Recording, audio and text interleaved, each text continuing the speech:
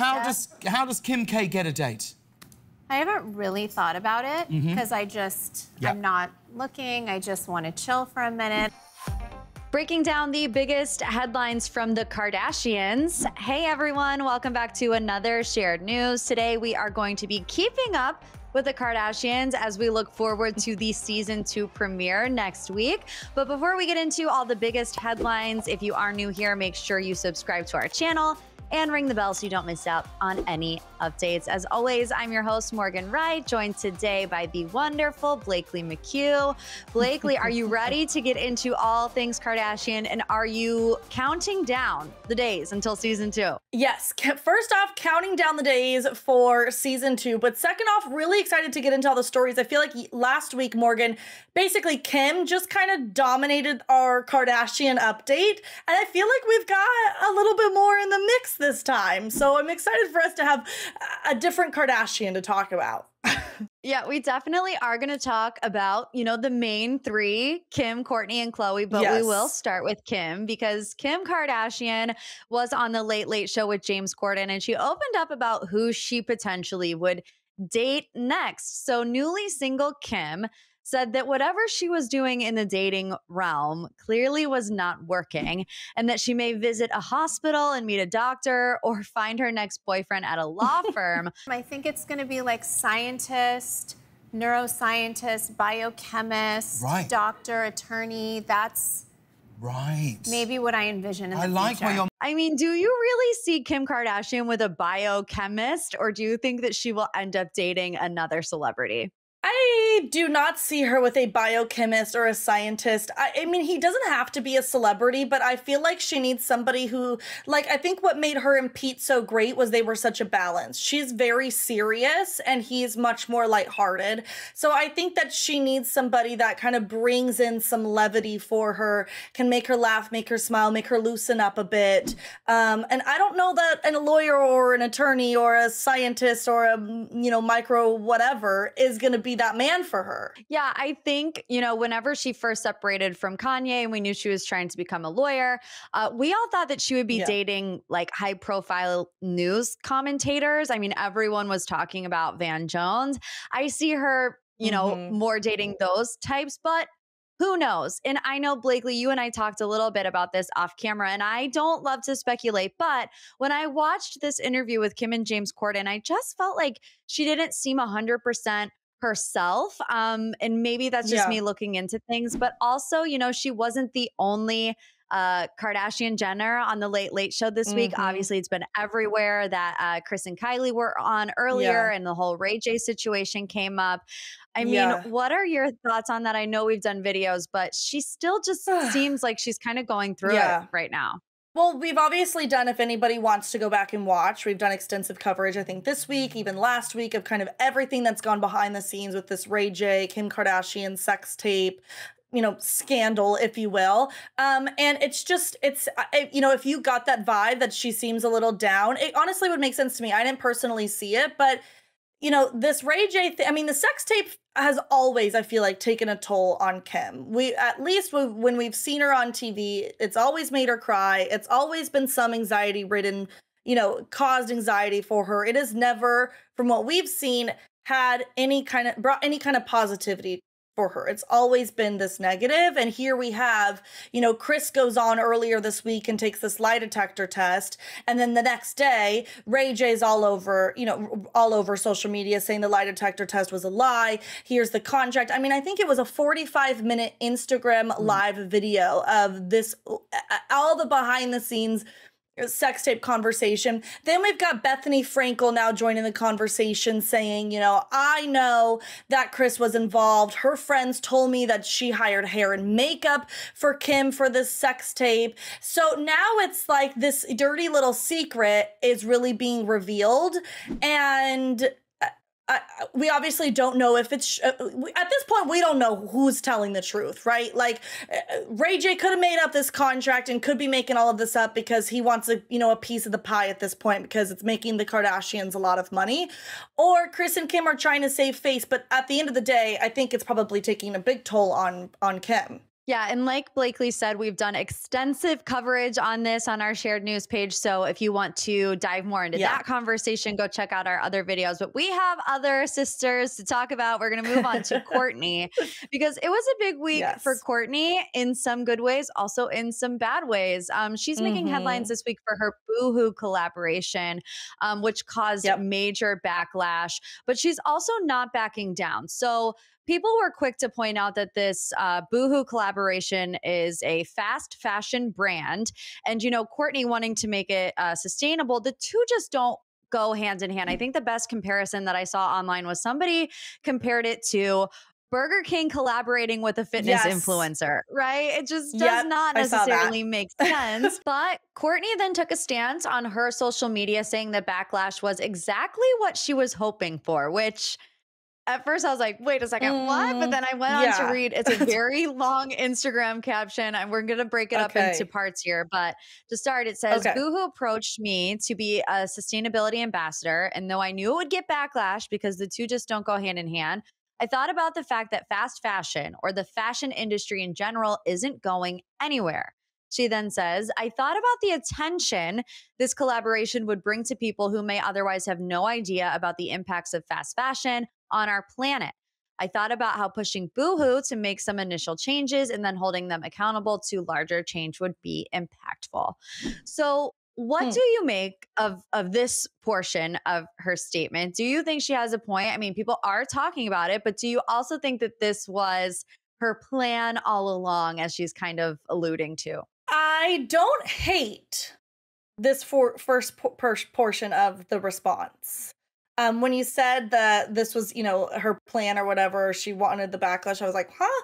But maybe it makes sense because it's getting the conversation, like it's starting a conversation about fast fashion. But my question is, as much as she thinks like it's garnering the right attention, but is it, or are you just bringing more people to shop from Boohoo, a fast fashion company? Yeah. So she continues with her statement. This is kind of the last portion of it. She says, it's definitely making some noise, which is exactly what I was hoping for. I certainly don't have all the answers, but for someone who has done a fast fashion line collaboration in the past, which didn't get backlash because I was not calling attention to trying to make better changes, I feel proud about doing it with intention and purpose. Thoughts on that? I'm a little conflicted because I kind of feel like maybe she has a bit of a point. Like if she's done it before, at least this time she's doing it and, you know, bringing awareness, if you will. And I mean, it's in order to make change, it always starts with a smaller step versus a larger step. So maybe the small step is her collaborating them with them in this way, and more change will come in the future. I think it's a good response, but I still have questions. Yeah, definitely. And I mean, look, and I know Kim has said something of this extent, but like the Kardashians cannot change the world in the palm of their hands, right? Like they're humans just like the rest of us. And yes, they have many more opportunities to do things on a bigger scale. You know, like the balance of the planet does not lie in the hands of Kourtney Kardashian, but is she doing what she can, you know, to help in whatever way she sees fit? And I think for this moment in time, I mean, obviously we'll see in the coming months and years. I'm just going to take her word for it and believe her when she says that they're having these conversations behind the scenes. They're looking for ways to change to make it more sustainable. So we will see. I know that is a hot topic. It was I have to say, it was a really good PR move response. Like that, like I feel like you couldn't have gotten a better response to address everything. Like how it feels like there's no room for argument to what her explanation was. Right. And I mean, like I said to the question to you earlier, like we're sitting here talking about it on our shared news panel. And had it just been a regular collaboration with Boohoo and the word sustainability was nowhere to be found, would we be talking about it this much? Probably not, to be completely honest with you. You don't think? I think people would be talking about it. I don't know. I guess because like she said in the past, Only she's done clothing lines. Yeah. But Kourtney's, I felt like, has dubbed herself in her, you know, in the Kardashians as the person who like cares about the environment and the ingredients and much more sustainable. And I feel like that's kind of who she's embodied a little bit. So I think there still would have been some backlash. I don't know if there's more now because of specifically this whole sustainability element, and it doesn't make sense within, you know, Boohoo. But I don't know. I still think maybe she would have gotten the backlash because of like how she's tried to create herself to be. Yeah. And I mean, everything the Kardashians do, like there is some level of backlash, like whether it's 10% or 90%. Yeah. Just go on a scale and we'll figure it out. Can't please everyone. Yeah. We have some more Kourtney news because her fashion show for that Boohoo line in New York City didn't exactly go to plan either. So according to page 6, the invite noted that the show would begin promptly at 8 o'clock and that lights didn't dim until nearly an hour later. And then seconds after the first model hit the catwalk, the power cut out, leaving her walking in the dark and in silence, which, you know, for a fashion show is not ideal. A few minutes later, the show restarted from the top. Only for a crew member to run out on the runway and pull back the same model, and the music stopped again. Apparently, they started and stopped 3 different times. How does that happen when you are Kourtney Kardashian? This is New York Fashion Week. You're at a Highline venue, which is a newer area of New York City. I mean, do you think Kourtney had to have been fuming? Oh, fuming. I mean, apparently the collaboration was just not meant to happen. I mean, I think this is the world speaking out, or the energy, or whatever is in the air. But yeah, you know what? I did actually see that video on TikTok of that model walking, and everybody had their flashlights out, which I didn't put 2 and 2 together that was Kourtney's Boohoo collection. But I almost thought it was kind of cool. I didn't realize that there was no music. Like, that's awkward, but it almost created like a vibe for me with the flashlights. Absolutely. Yeah. I mean, one way or another, they made it work. The power came back on eventually. And what I found interesting is that Kris Jenner wasn't there. Kim and Khloé weren't there. Kendall and Kylie weren't there. Nobody from the family besides, you know, Travis Barker and Food God, if you consider him part of the family, was at, you know, her New York Fashion Week debut for her clothing line. Are we surprised by this? Well, maybe Kendall gets a pass because she was probably walking in something else. But yeah, I am a little bit surprised because the family is always very supportive and shows up for one another. I don't know. I mean, Kylie and Kris are doing so much promotion over their new makeup line. So maybe Kylie's tied up with that. Khloé's got the new baby. That leaves Kim and Kris. I don't know what the heck they're doing, but I am a little bit surprised that they weren't there.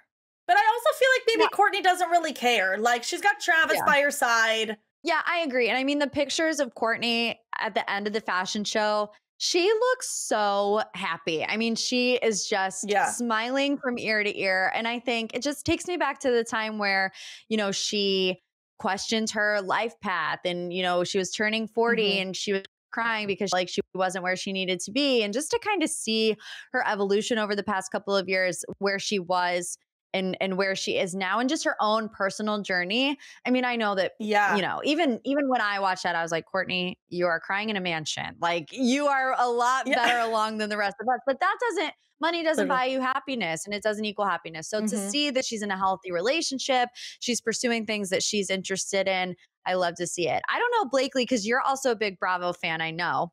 There were a lot of Bravo celebrities at Kourtney's launch. Madison LaCroix, Teresa Giudice and her daughters, Gia and Melania, Paige DeSorbo were all in attendance.